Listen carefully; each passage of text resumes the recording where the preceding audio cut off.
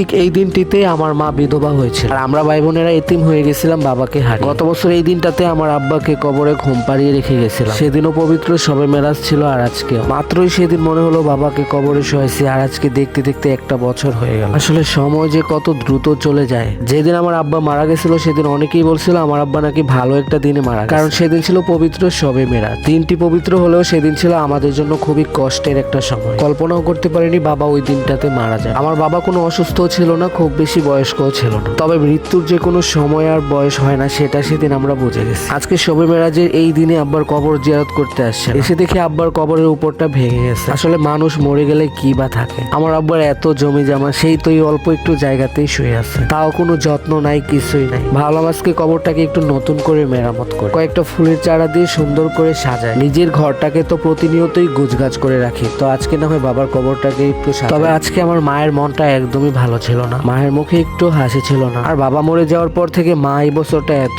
বেশি অসুস্থ ছিল। আজকে সকাল সকালে বাড়িতে আসছে, তারপর নার্সারি থেকে কয়েকটা চারা গাছ কিনে নিলাম, মানে কয়েকটা ফুলের চারা আর কি, যেগুলো দেখতে সুন্দর লাগে। এগুলো নিয়ে এখন সোজা আব্বার কবরের কাছে যাব, তারপর এই গাছগুলো লাগিয়ে কবরটা একটু সুন্দর করার চেষ্টা করব। আমরা বাড়িতে থাকলে হয়তো সবসময় আব্বার কবরটা পরিপাটি রাখতে হবে, কি আর করার, যেহেতু আমরা বাড়ি থেকে অনেক দূরে থাকি। পরিস্থিতির শিকারে আমরা ভাই বোনেরা সবাই বাড়ি থেকে অনেক দূরে, তারপরেও মাঝে মাঝে যাই আর গিয়ে আব্বার কবর জিয়ারত করে চলে আসি। এখন মা আর আমি মিলে আব্বার কবরটাকে পরিষ্কার পরিচ্ছন্ন করব। কবরের চারপাশে যে বাঁশের বেড়াগুলো ছিল সেগুলো অনেকটা পুরনো হয়ে গেছে, বেড়ার একটা পাশ খুলে নিচ্ছি আবার নতুন করে বেঁধে দেওয়া যায়। মাত্র 1 বছরের ব্যবধানে কবরের উপর থেকে মাটিও সরে গেছে, পাশ থেকে একটু কোদাল দিয়ে মাটি কেটে নিলাম কবরের মাঝখানে দেওয়ার জন্য। 8 ভাই বোনের মধ্যে আমার আব্বা ছিল ছোট, আর এখন আমার 2টা ফুপি ছাড়া কেউ বেঁচে নেই। তবে ফুপিদের অবস্থাও খুব ভালো নয়, সত্যি বলতে আমাদের ভাগ্যটাই খারাপ।